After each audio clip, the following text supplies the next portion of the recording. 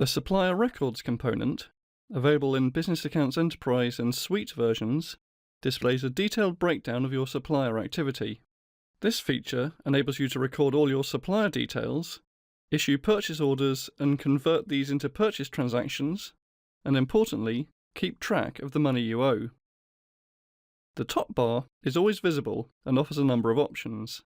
Here, you can create new suppliers by clicking the Create New Supplier button.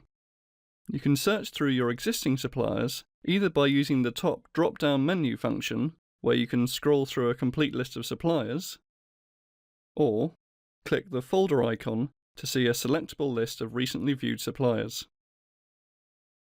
Finally, you can create purchase orders simply by clicking the Create New Purchase Order button.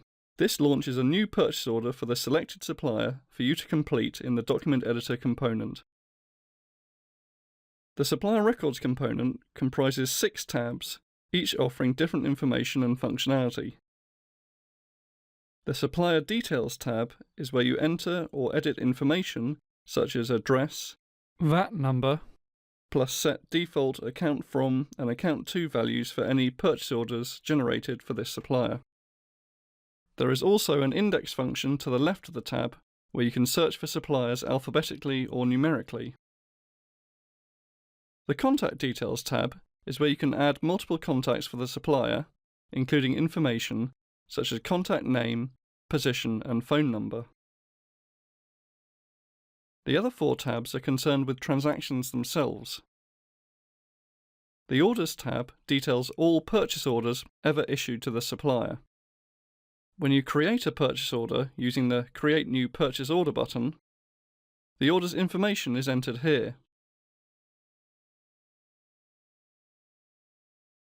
When the order is fulfilled, simply click to select it in this table, then hit the Insert Purchase Transaction based on this order button to convert the order into an actual purchase transaction.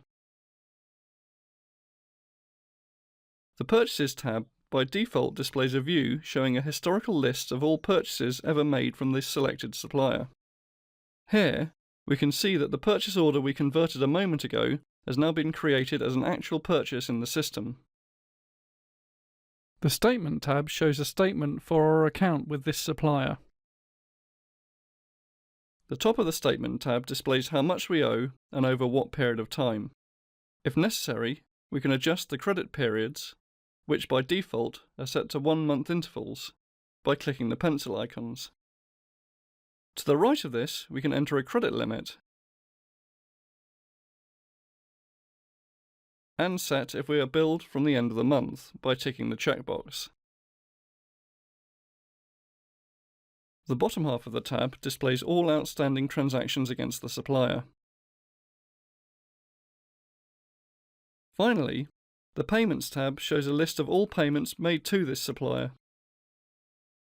We can enter a payment transaction here by clicking the Add Transaction button and entering the transaction details in the new line.